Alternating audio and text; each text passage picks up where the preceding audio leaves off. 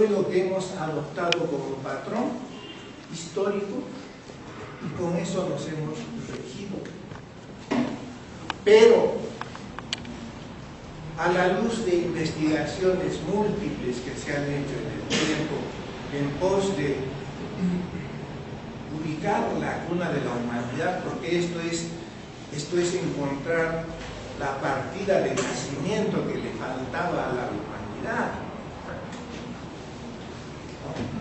Hasta ahora no sabemos dónde, sabemos que hubieron los sagrados lugares del origen, pero no sabemos dónde estuvieron. Y todo se debe a esta cosa ideal que nos ha impuesto el colonialismo, y lo impuso también para la universalidad histórica, ¿no? Pero yendo a las demostraciones científicas, a las evidencias, encontramos de que esto no es así y que no fue así.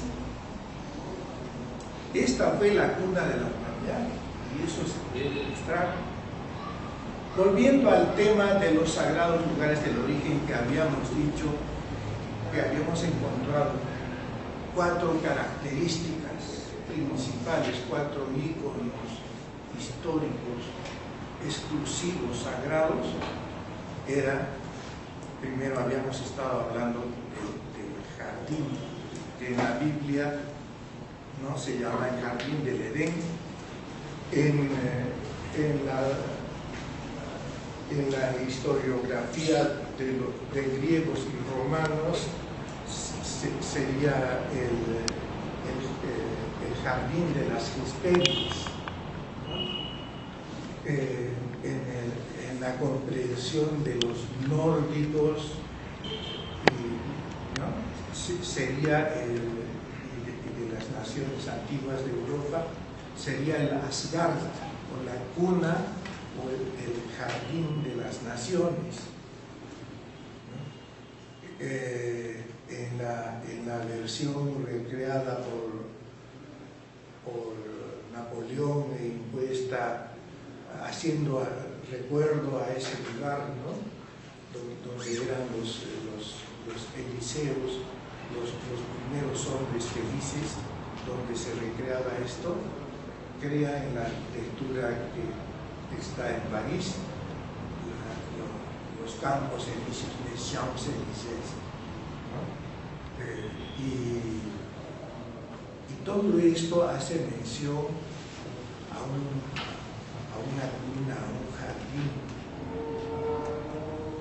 donde se dio origen a los 4 primeros libros étnicos de la creación. El otro elemento era la existencia de una morada confortable de los dioses.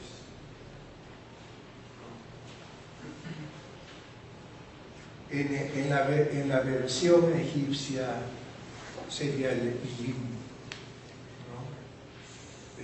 La morada óptima de los emperadores dioses. En el caso de griegos, romanos, ¿no? Sería el Olimpo. En el caso de los fenicios, eso mismo se llamaría la Tarteso. Denominaciones diferentes según las civilizaciones, las culturas, de un mismo significado. O sea, en los sagrados lugares del origen había una morada exclusiva para los emperadores dioses, fuera de que había un jardín.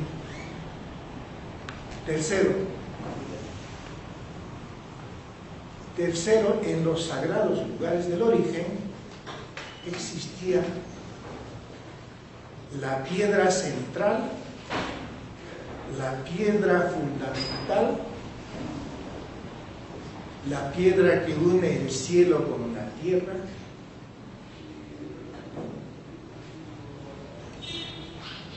esto en la versión sumeria acadia se ha conocido como Etemenanki. Etemenanki es idioma acadio y significa casa de la piedra fundamental del cielo y la tierra. O sea, es una edificación, es una casa para una piedra interior, que es la piedra principal. Esto en la versión de los fenicios, por ejemplo, o en la versión bíblica, se conoce como la Torre de Babel. Esta misma información reproducida por los fenicios se denomina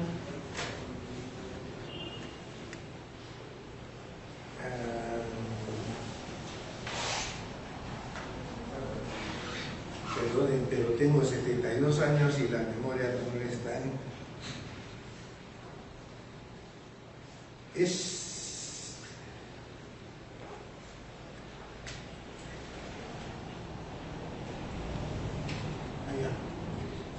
Pelec, en fenicio. Pelec, ¿no? La piedra principal, alianza del cielo con la tierra. Entonces, eso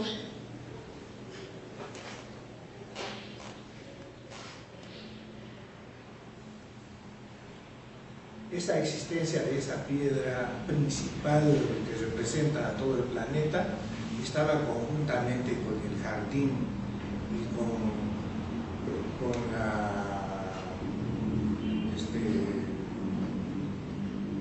con la existencia de esta casa que es la torre de la piedra central, ¿no? Del Pelec, de la Torre de Babel, de Etemenanki, que hemos mencionado, dicho en idioma acadio. El cuarto elemento existente era, fuera de la torre, era una conexión de ciudad y torre, era una sola arquitectura, una sola unidad arquitectónica histórica. Así se conoce esta información. Y esta ciudad tenía una total injerencia de manera universal, porque era el cuadrante original de una distribución del planeta en 4 regiones. En la versión de la leyenda de la Atlántida, por ejemplo, se llama la tierra de las 4 direcciones a la capital de la Atlántida. La tierra de las 4 direcciones.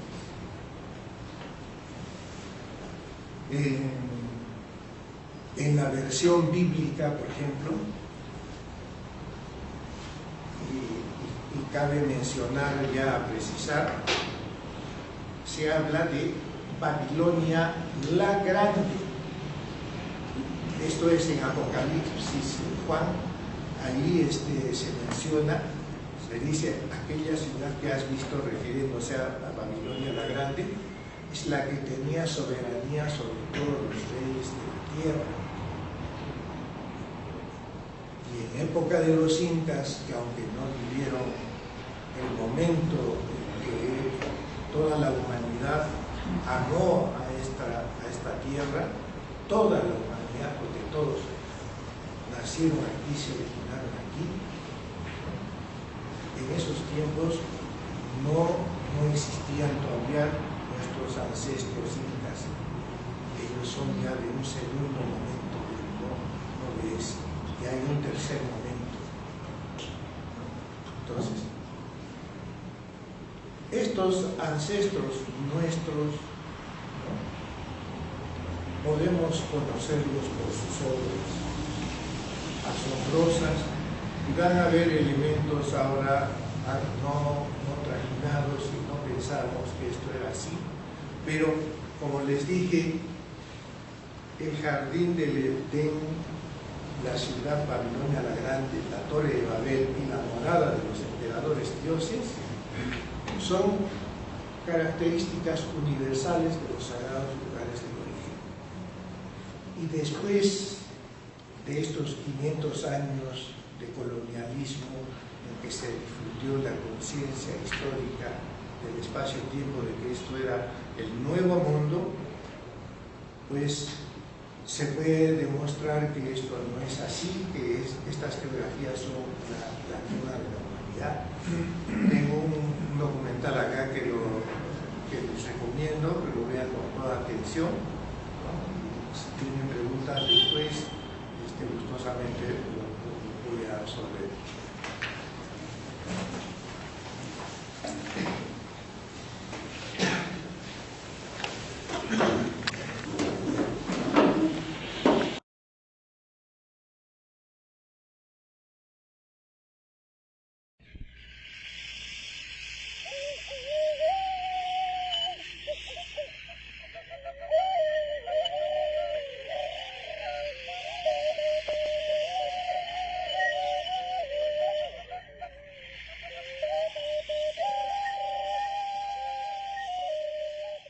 Hemos ingresado al tercer milenio y todavía nuestra ciencia no ha podido abarcar a satisfacción y tampoco explicar nuestros orígenes humanos, quedando de esos imprecisados tiempos mitos y leyendas, muchas de ellas contenidas en el génesis de diferentes sagradas escrituras de diversas religiones. Lo otro por investigar y establecer son los denominados restos arqueológicos, que constituyen desperdigadas piezas importantes de este gran rompecabezas que es la historia humana, historia que muchas veces concluye en misterios, inexplicaciones y soluciones de continuidad. En este respecto, tenemos mucho agrado en presentar las indescartables investigaciones científicas de Alfredo Gamarra Callier, quien después de más de 60 años de investigación, a través de un coherente relato histórico, pletórico de sólidos y novedosos fundamentos, hacen posible establecer las geografías correspondientes de lo que fue denominado como la cuna de la humanidad o los sagrados lugares del origen en el actual hemisferio americano, en lo que hoy es denominado como Cusco, Perú.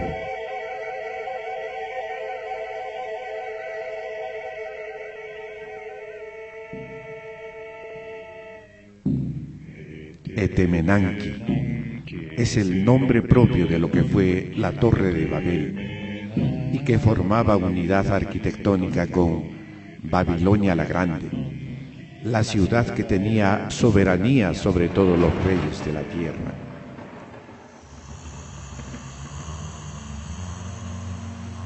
Alfredo Gamarra cuenta que desde niño había soñado que dos piezas de piedra de tamaño considerable llamaban poderosamente su atención. Años después soñó que eran 3 megalitos y posteriormente soñó que eran 4 piezas.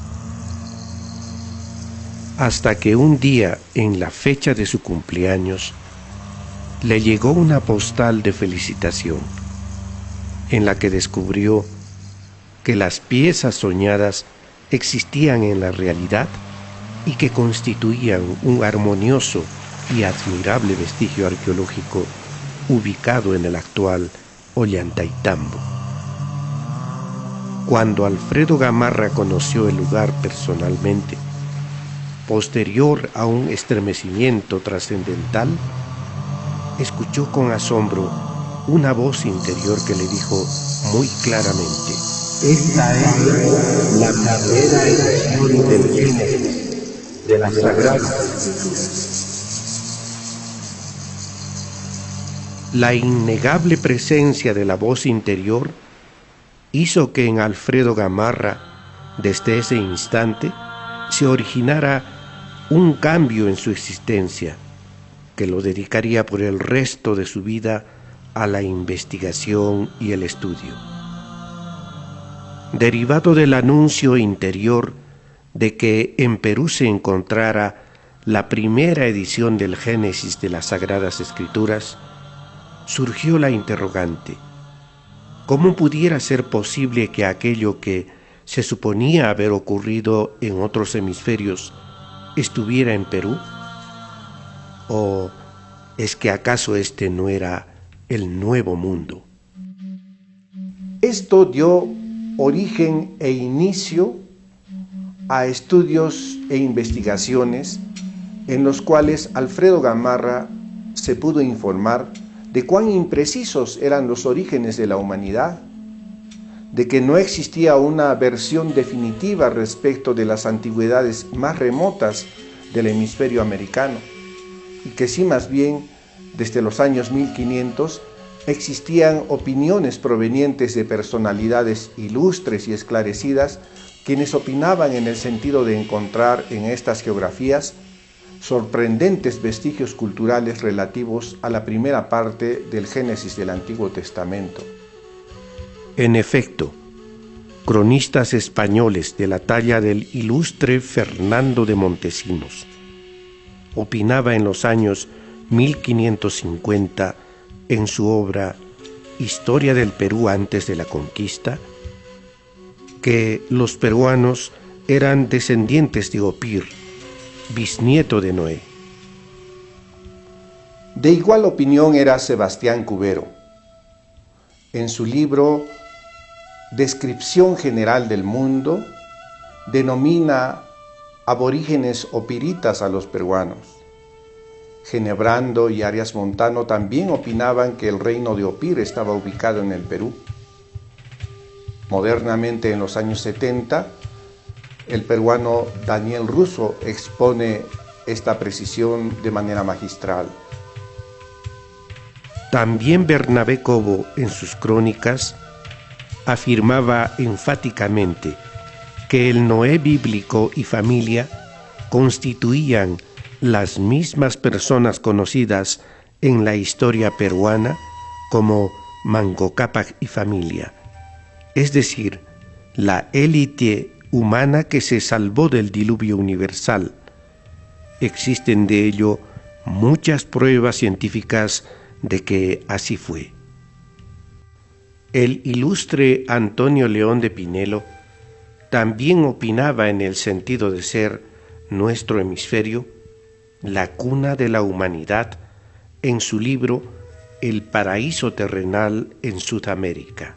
Juan Lucero, Enrique Richter, Lorenzo Gervás y Panduro, entre otros, sensibles eruditos jesuitas de la colonia, que encontraron vestigios relativos al Antiguo Testamento en el Perú, fueron deportados de América por haber realizado esta investigación científica.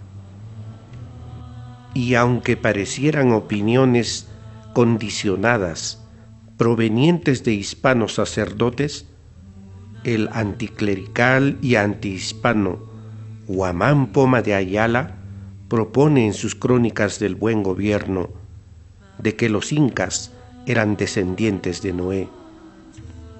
Modernamente, por ejemplo, en 1870, el erudito alemán Jorge Philipps, en una memoria presentada ante la Academia Imperial de Ciencias de Viena, afirmaba que los arrias o arias, tronco común, ancestros de todas las civilizaciones, tanto indias como europeas, provenían de origen americano.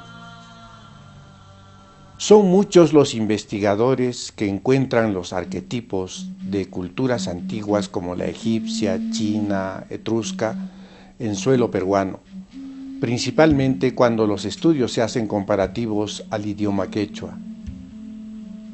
existen trabajos de lingüistas realizados a finales del siglo XVIII sobre los indios campas de nuestra Amazonía, que afirmaban que el egipcio era la lengua original.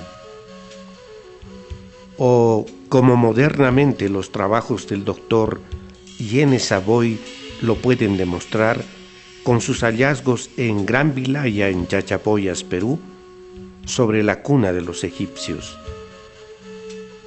O como resultaron sorprendentes para los mismos peruanos el que el noruego Thor Heyerdahl haya descubierto en Tucumán, Chiclayo, 26 pirámides que Heyerdahl propone son de origen babilónico. Porque somos solidarios con él, ¿cómo poder ignorar la intuición fundada del gran sabio argentino Florentino Ameghino sobre cuando menos el origen autóctono del hombre americano? Queremos reverdecer la atención en especial a filólogos y lingüistas por las indescartables investigaciones del reverendo padre dominico Ambrosio Morales, miembro del Seminario de Altos Estudios del Instituto Arqueológico de Cusco, quien opina del origen de los pelasgos, que hablaron una lengua madre a la hebrea siriaca o latina y cuyos orígenes están en el idioma quechua. El especial énfasis que le concedemos a la filología como ciencia histórica está basado en que las lenguas no desaparecen, cuando más cambian de función. Por ello existen importantes investigaciones científicas que sitúan a los idiomas quechua y aymara como los originales de idiomas desarrollados en Europa y el Asia. Así, por ejemplo, Gregorio García desde 1607, Philippe Marceau en 1924, Benigno Ferrario en 1933 y en los años 60, en 1968, Jan Morisk en su gran obra denominada Origen Americano de Pueblos Europeos. Relacionado con el origen de la cultura etrusca, se han escrito, por ejemplo, desde 1927, el libro de Alberto Schild, en los 70, Mario Gattonicelli. Pero la más importante y acuciosa investigación para precisar la cuna de los etruscos se hace de parte de la doctora Natalia Rossi de Tarif en su libro América Cuarta Dimensión, los etruscos salieron de los Andes. En el plano estrictamente arqueológico tenemos las investigaciones del alemán Arthur Posnansky, quien después de 20 años de prospección arqueológica en Tiahuanaco, publica a inicios de los años 30 su libro denominado ¿Es América el Nuevo Mundo o un mundo más antiguo que Europa y Asia? Modernamente tenemos las investigaciones de Jacques de Mahieu en su libro El Gran Viaje del Dios Sol. De Mahieu encuentra vestigios del Antiguo Testamento en Sudamérica. Por ejemplo, hace precisión en cómo el friso de la portada del sol en Tiahuanaco figura de manera principal en el tímpano de las catedrales góticas más antiguas del medioevo, o de cómo la pirámide escalonada templo de Acatpana no sería otra cosa que un antiguo templo cristiano. En lo contemporáneo felicitamos la actitud liberadora para la arqueología ortodoxa de parte de Graham Hancock. Felicitamos también a los peruanos Dr. Javier Cabrera Darquea y Fernando Llosa Porras. Este último ha realizado, por ejemplo, una investigación en iconografías y religiones comparadas que establecen la cuna de la civilización premaya y china en suelo peruano. Pero independientemente de haber hecho mención a algunos de quienes consideramos los importantes y principales investigadores en historia de la humanidad, investigaciones que deben ser profundizadas, nos remitiremos al hecho de cómo se encuentran en el Perú los restos físicos de lo que fue la ciudad Babilonia la Grande y la Torre de Babel, bajo el nombre de nuevos apelativos. Las referencias más alborales y precisas del remoto pasado provienen de los historiadores antiguos, tanto griegos como romanos, quienes nos aportan las referencias sui generis, que fueron buscadas principalmente en territorios del Asia Occidental y Central, y que nunca fueron halladas. Por haber buscado donde no estaba, y por tanto no haber encontrado, se puso en tela de juicio la veracidad histórica de las Sagradas Escrituras, tratándola como mito insubsistente, la presencia histórica de lo que fue la ciudad y torre donde se produjo la confusión de las lenguas. No obstante, son los historiadores antiguos, griegos y romanos, los que aportan informaciones de las características precisas de estos escenarios del origen. En particular son Beroso, Estrabón, Diodoro de Sicilia, Quinto Curcio, Manetón e incluso el propio profeta Moisés, quienes aportan estos datos valiosos, informaciones con las cuales edificaremos la ciudad y torre, que es materia de análisis en este documental. Por Beroso y Estrabón, sabemos que la ciudad tenía forma cuadrada, opinión que es ratificada por las informaciones llegadas a Caldewey y Dunbar, que recopilaron además la referencia de que la ciudad tenía calles que se cortaban en ángulos rectos y concluían en 3 puertas de bronce sobre cada lado del río. Internamente, Babilonia la Grande estaba dividida en 2 sectores, una parte alta llamada Javán y una parte baja llamada Irán. La ciudad estaba conectada con la torre, ubicada en la parte norte, por medio de pasos subterráneos de diseño indescriptible. La torre emergía del nivel que empieza en la base de la ciudad, la cual en altura rebasaba la pirámide mayor en Egipto. La torre vista de encima tenía forma oblonga, es decir, era más larga que ancha, además de ser irregular. Por versiones del profeta Moisés, se sabe que la torre tenía estructura ciclópea, es decir, era una edificación de piezas megalíticas, y que de ella quedan 3 de. Otra característica de la torre era que la edificación tenía entrantes y salientes. Esto generalmente se representó con la expresión arquitectónica de machones y contrafuertes, en la mayoría de las ilustraciones que en su puesto se hicieron de la torre.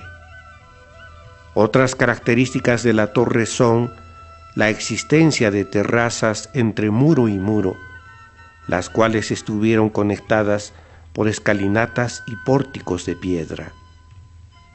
Indagaciones que hace Martin sobre las versiones de Quinto Curcio hacen saber que enfrente de la torre existía otra edificación y en medio de ellas existía una explanada en la cual una cuadriga de caballos podría dar fácilmente la vuelta. Se sabe que la torre vista de perfil parecía una pirámide, porque estaba hecha de cuerpos superpuestos en disminución progresiva, y que comprendía espaciosas salas internas. Según manifestaciones de Martin y Kerr Porter relativos a la ejecución monolítica de Etemenanki, se sabe que ella era tan compleja como inverosímil que se coincidió en el término difícil de describir. Estas son las características sui generis de la más antigua historia humana respecto de la Torre de Babel y Babilonia la Grande, aquella no hallada ciudad cuya grandeza e importancia histórica se arrogó a la Babilonia fundada a orillas del río Éufrates, y cuya data de fundación es de 1500 años antes de Jesucristo, modernísima si la comparamos con los tiempos del origen humano. A continuación haremos paralelo entre las características manifestadas como propias y lo existente en la actualidad bajo los apelativos de Ciudad del Cusco y el Parque Arqueológico de Sacsayhuamán en Perú, Sudamérica.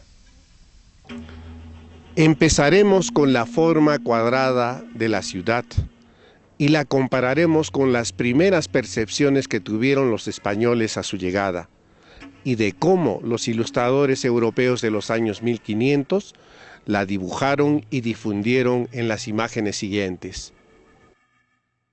Esta es la ilustración que aparece en el libro de Antoine Dupinet-Plans, publicada en Lyon, 1564, en la que aparece la definición de la forma cuadrada.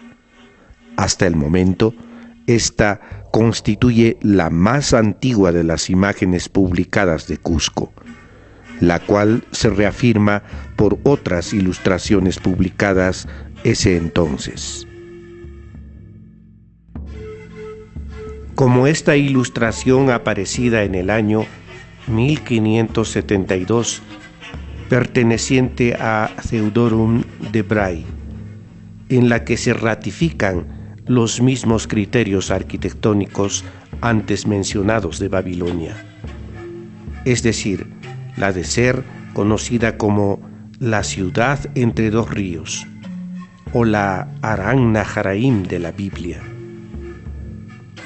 Como se puede observar en este plano de Cusco, de fines del siglo XVII, realizado por Belín, topografía que no ha variado, pues hasta el momento el centro monumental de Cusco se encuentra principalmente entre los dos ríos que siguen circulando sus aguas, y cuyas denominaciones toponímicas son el río Sapi, que significa río de la simiente o del origen, y el río Choquechaca, que significa puente de la estrella protectora. En cambio, la Babilonia que se fundó en lo que hoy es Irak estuvo ubicada solo a orillas del río Éufrates, estando el río Tigris a cientos de kilómetros de distancia. En esta ilustración, que hace alusión a la sangrienta batalla de noviembre de 1533 entre incas y españoles, aparecida en Historia Novi Orbis de Milán y que se conserva en la biblioteca Braidance, ratifica las versiones del plano arquitectónico que consolidan las descripciones del Cusco antiguo con las correspondientes a las de Babilonia la Grande, o como estas otras imágenes de Cusco de los años 1500, que repiten el mismo esquema, de que las calles se cortaban en ángulos rectos y concluían en 3 puertas de bronce sobre cada lado del río. En realidad, Babilonia la Grande, como se sabe por los historiadores antiguos, tenía 7 puertas, incluyendo la puerta que se encuentra en el lado sur de la ciudad. Comenta el historiador Manetón que la ciudad de Tebas, la ciudad de las 7 puertas, estuvo inspirada en Babilonia la Grande, la ciudad que tenía soberanía sobre todos los reyes de la tierra, como lo menciona la Biblia en Apocalipsis 17, versículo 18. Respecto de cómo estaba dividida internamente Babilonia la Grande, será conveniente revisar el plano arquitectónico que rigió hasta las recientes épocas de los incas. Se sabe que Babilonia la Grande se dividía en dos sectores, una parte alta denominada Javán y una parte baja denominada Irán. Esta división no ha sido posible de establecerse en la Babilonia a orillas del Éufrates, por no haber partes altas ni bajas en virtud de estarse ubicada en la planicie mesopotámica.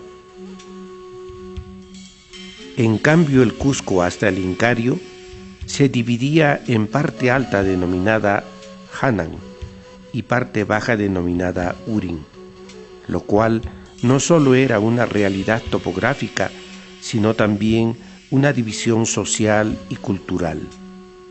Respecto de cómo, según las informaciones, que la ciudad y torre estuvieron conectadas por medio de pasajes subterráneos.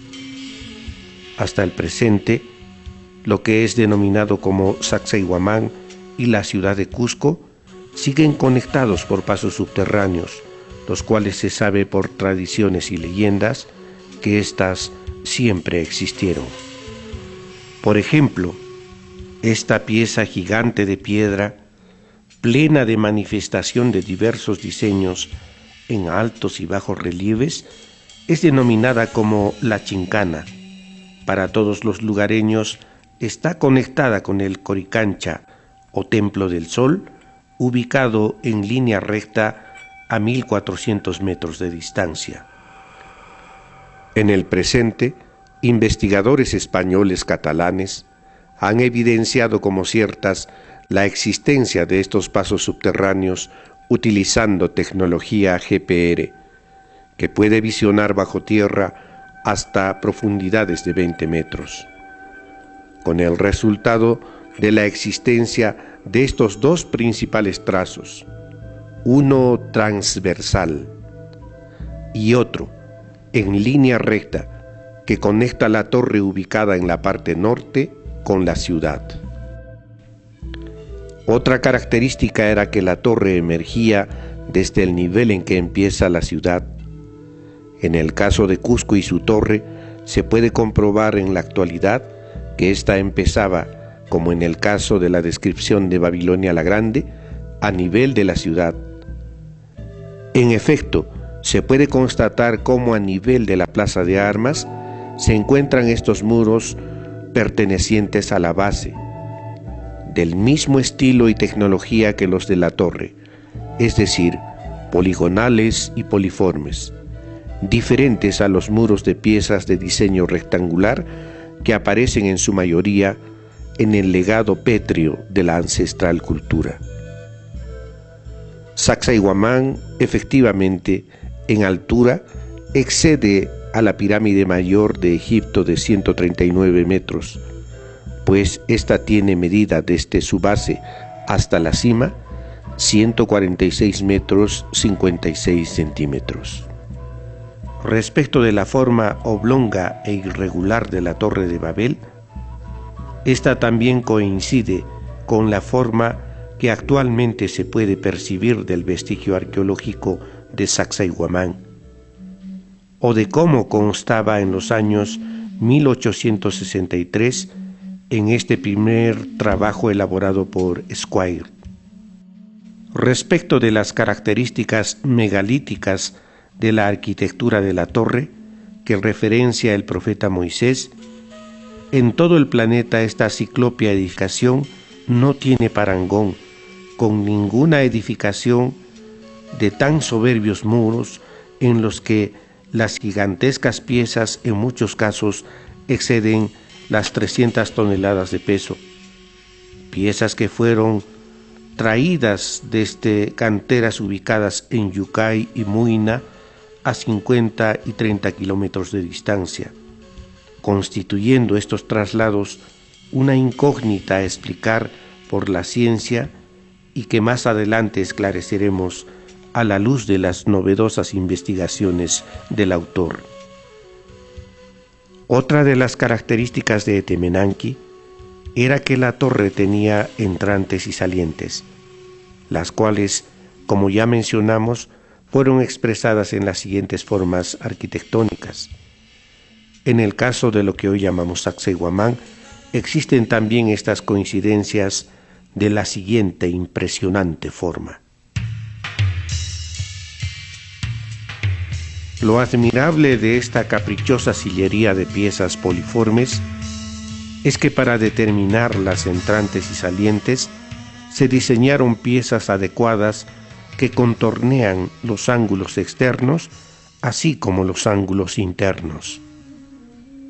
Otra característica sui generis de Etemenanquí es que entre muro y muro existían terrazas conectadas a pórticos de piedra, los cuales, en este caso, también coinciden según las descripciones de Heródoto y Diodoro de Sicilia.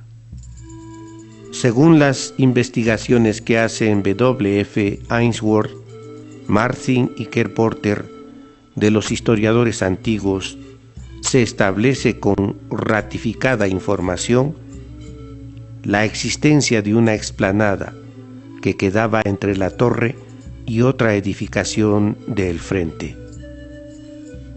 Por versión de Quinto Curcio, conocemos con aproximación la dimensión que podía tener dicha explanada, pues él estima que una cuadriga de caballos podría dar fácilmente la vuelta.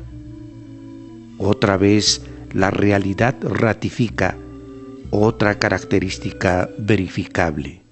En cuanto a que Etemenanquí constituía una edificación de cuerpos superpuestos en sentido progresivo, que la hacían ver como una pirámide y que ella albergaba espaciosas salas, por los cronistas Martín de Morúa, Gio Battista Ramusio y Cieza de León, sabemos de la existencia de esta estructura piramidal de 4 cuerpos, superpuesta a los 3 baluartes conocidos, y que fuera destruida a partir de la colonia. En cuanto a la existencia de espaciosas salas interiores, hasta el presente todavía perduran estos amplios recintos ubicados en la zona sureste de la torre. Esta casi caprichosa característica de cuerpos superpuestos en sucesión progresiva también se cumple en lo que todavía queda de este maravilloso vestigio arqueológico, en el que se comprueba la superposición de los cuerpos, así como la gradualidad de edificación. Para objetividad de ello, nuestros modulorums posarán adjunto a esta gradualidad de edificación, en el que el tercer baluarte, como se comprobará, equivale a piezas más pequeñas a las que comprende el segundo, y primer baluarte, en forma progresiva increciendo.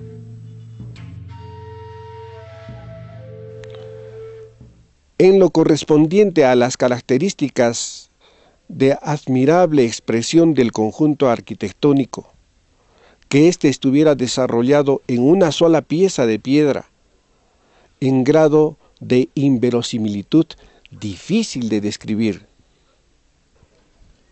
Por primera vez podremos mostrar al televidente cuánto abarca lo que hoy se denomina el Parque Arqueológico de Sacsayhuamán, y a qué amerita corresponder en su realidad histórica en lo expresado por la obra de sus artífices, y que trasunta en el tiempo en virtud de su materialidad pétrea, la cual, como sabemos, es la que más dura en el tiempo respecto de cualquier otro vestigio arqueológico. Para realizar la demostración definitiva de que Babilonia la Grande y su torre están en Sudamérica, la Sagrada Biblia nos precisa que Babilonia la Grande, junto con otras 3 ciudades, fueron fundadas por el rey más poderoso de la tierra, Nemrod, bisnieto de Noé, y que eso pasó en un sitio con el nombre Tierras de Sinar. Así consta en el Génesis 10, versículo 10. La ubicación geográfica de las tierras de Sinar que menciona la Biblia, donde se fundó la ciudad y la torre de Babel, fue un misterio por mucho tiempo, hasta la aparición en 1970 de la luminosa investigación del argentino Max Ibarra Grasso en su obra La presentación de América en mapas romanos de tiempos de Cristo, en las que se muestran cartografías fenicias de Dicearco, Hecateo y Marino de Tiro, incluyendo el mapa mundi de Claudio Ptolomeo, en los que aparece el continente sudamericano presentado por el lado de Océano Pacífico milenios antes de la presencia de Cristóbal Colón. En dichas cartografías fenicias al actual continente sudamericano se le da las denominaciones de Sinar Sitium, Sinar Statio, y en el mapa mundi de Claudio Ptolomeo la de Sinar Regio. En el año 1972 aparece la magistral investigación complementaria a la investigación de Ibarra Grasso, la del polaco peruanista Eduardo de Javich, quien en su libro Los fenicios en la historia del Perú demuestra con mayores evidencias que las tierras de Sinar fueron denominación fenicia de los que hoy se denomina Sudamérica. Esta vez prescindiremos de cómo asombrosamente concurren en este medio las expresiones descritas por los historiadores antiguos de lo que fue Babilonia la Grande y la Torre de Temenanqui.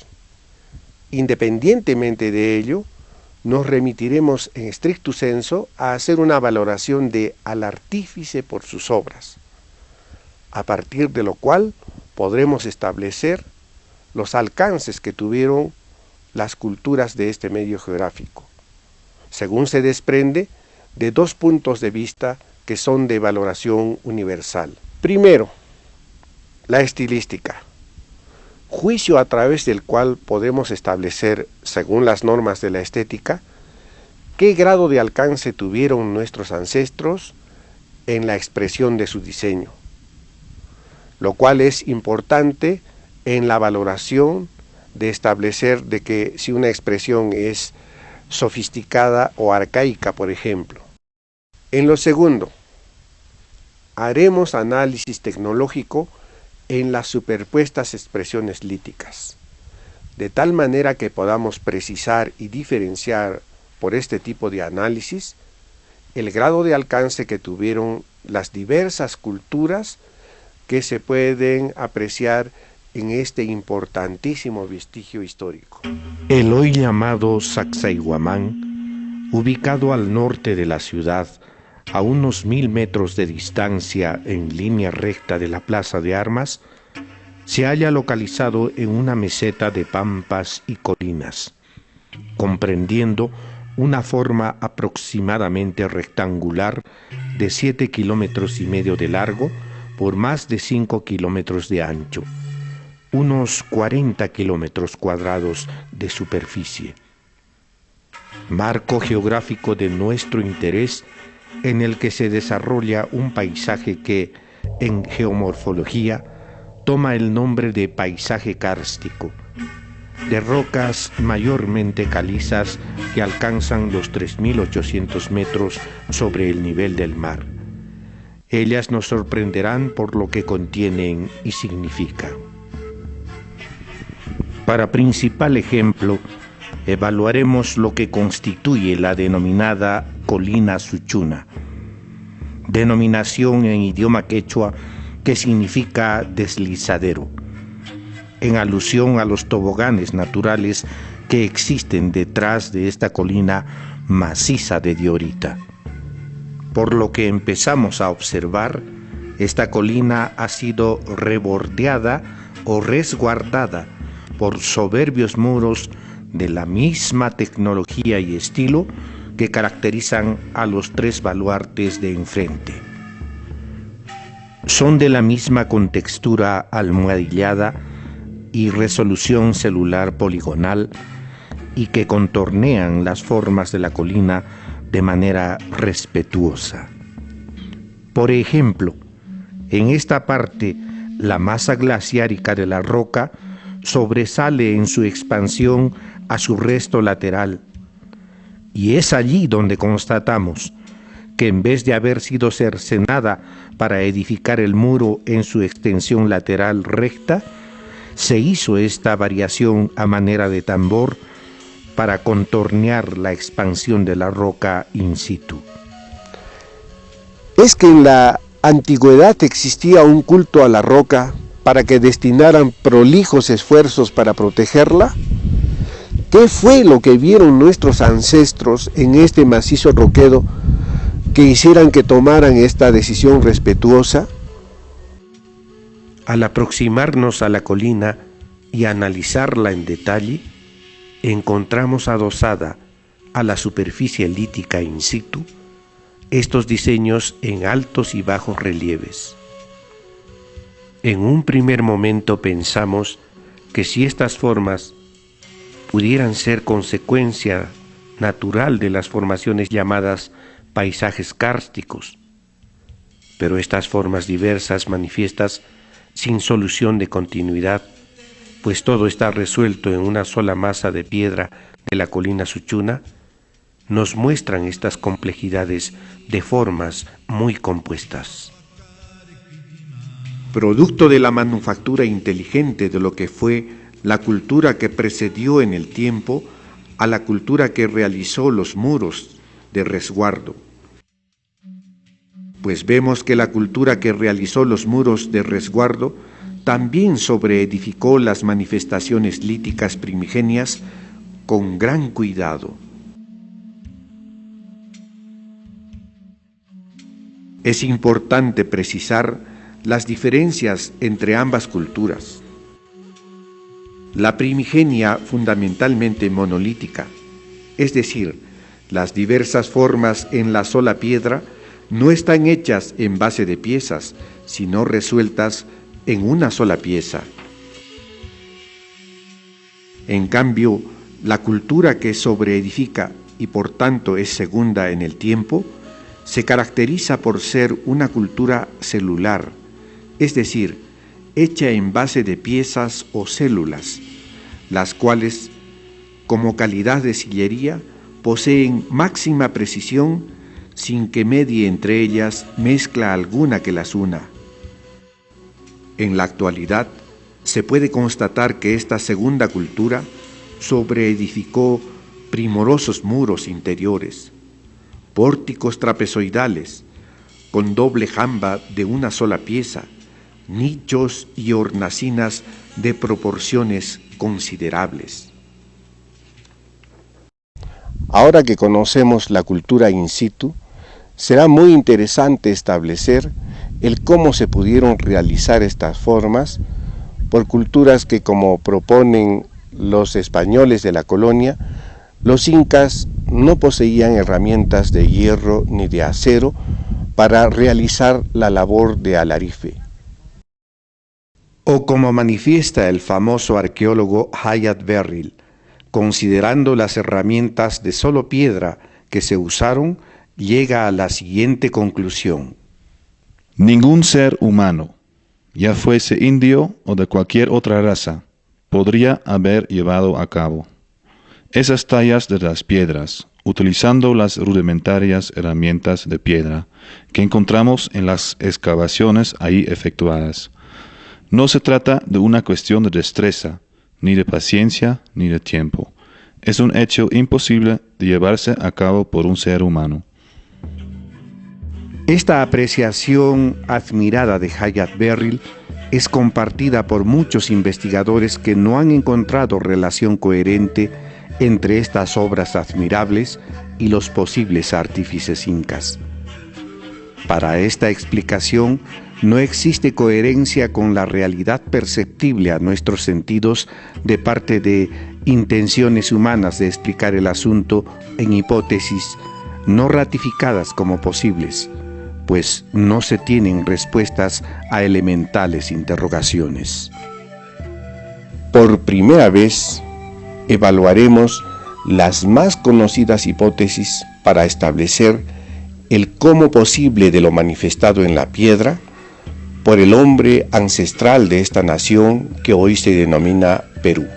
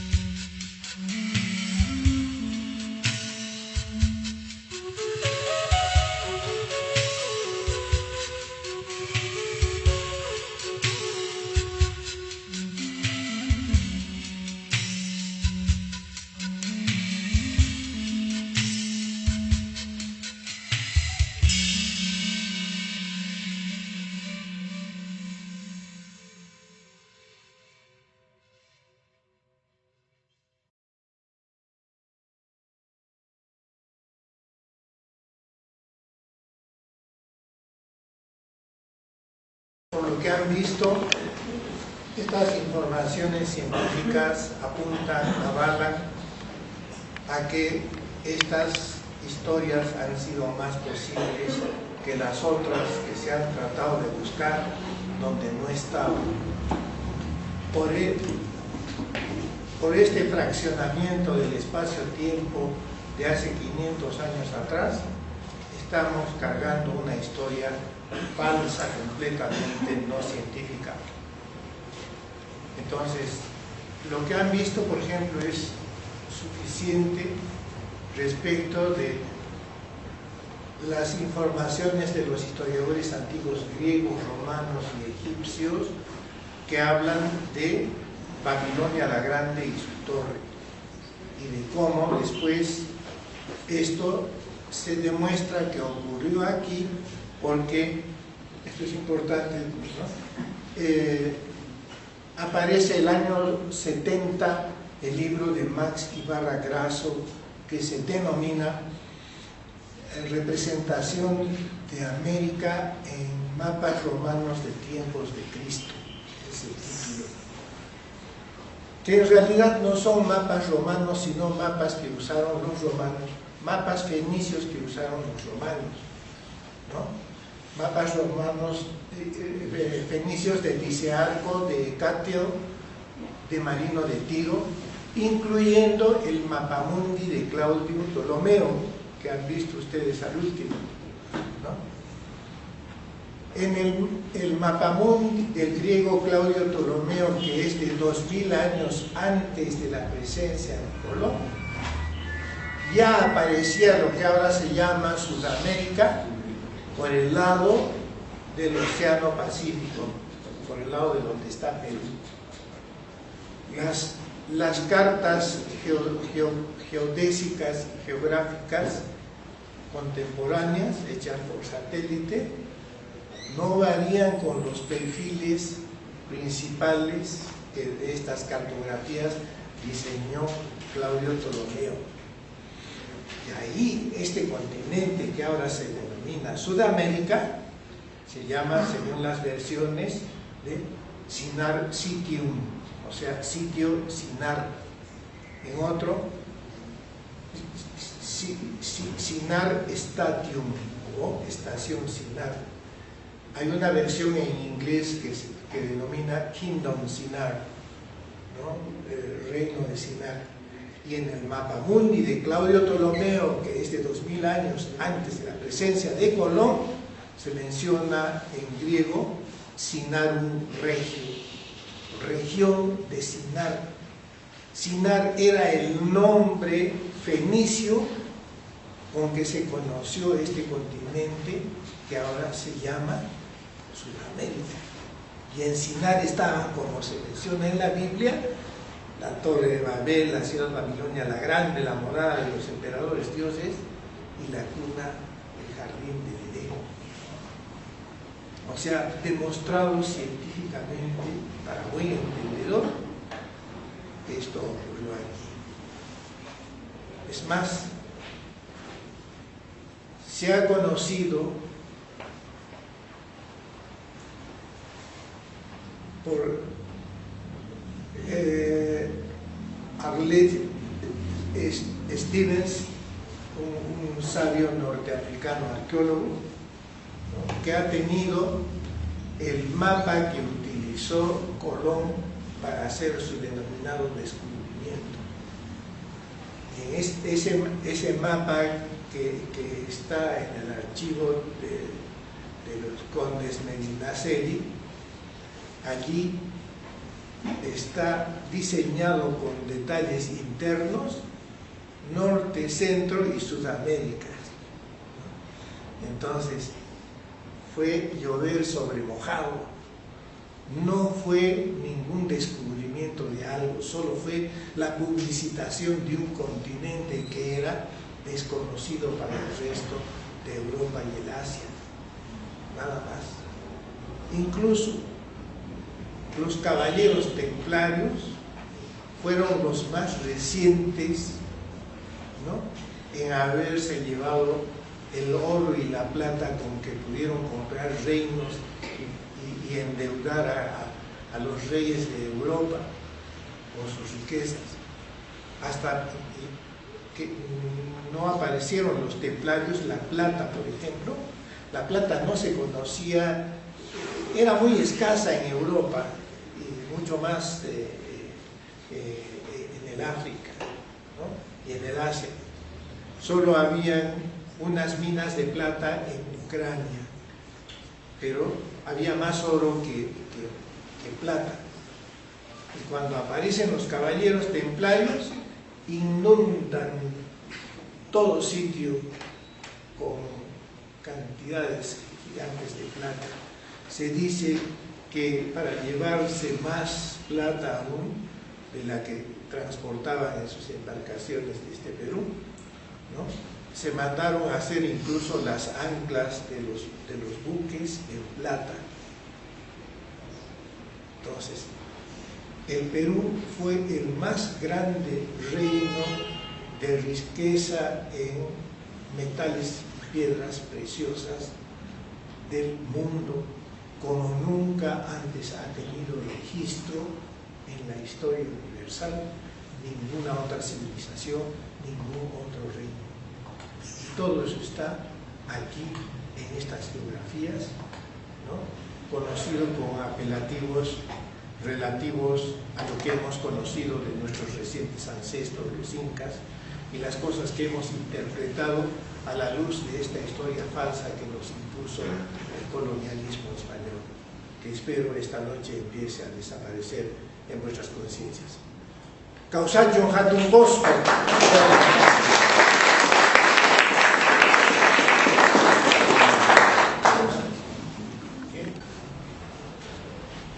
Este documental, que se llama La cosmogonía de los tres mundos,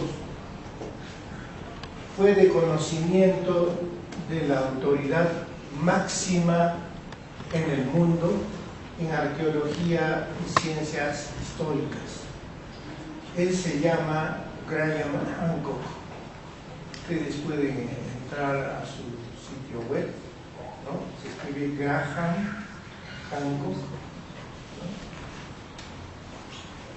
y es el investigador, el arqueólogo de mayor credibilidad en el planeta. Él, cuando conoció este documental en los que se explicaba el cómo piezas gigantes que ahora pesan incluso más de 1000 toneladas, ¿no?, fueron transportadas de lugares lejanos, de cómo la piedra tiene presencia de vitrificación en la forma de las piedras, o sea, un derretimiento por presencia de altas temperaturas, de cómo el diseño monolítico es de concepción moderna, y varias otras precisiones y evaluaciones nunca antes hechas que llegaron a conocimiento de esta autoridad mundial, Graham Hancock, a quien tuve el honor de conocer personalmente en octubre del 2013. Él ha publicado un reciente libro que se llama Magicians of the Gods, Magos de los Dioses, y ya es un bestseller porque este libro se ha vendido en más de 5 millones de ejemplares. Él, en el último capítulo, que es el resumen de un periplo de 6 años en que se distanció con el anterior libro, en producirlo, y en el que viajó a los vestigios más importantes del planeta. El último capítulo, el capítulo 17, lo dedica a la investigación de mi señor padre, y yo tengo el honor de continuar y servir, ¿no? Esto me ha reportado a mí importantes conexiones con personalidades del mundo en arqueología. Para mí, recibir un reconocimiento de este tipo, nada menos que por Graham Hancock, es como para un actor de cine haberse sacado el Oscar, o para un escritor tener un premio Nobel. ¿no? Esto en arqueología y ciencias históricas. Ustedes pueden entrar ahí, pueden comprar el libro. Yo tengo el libro que me lo ha enviado Franco, ¿no? Y ahí el capítulo 17 lo dedica e invita, valida esta investigación iniciada por mi señor padre, ¿no? Y que en parte han visto algo de ello ustedes esta noche. Muchas gracias.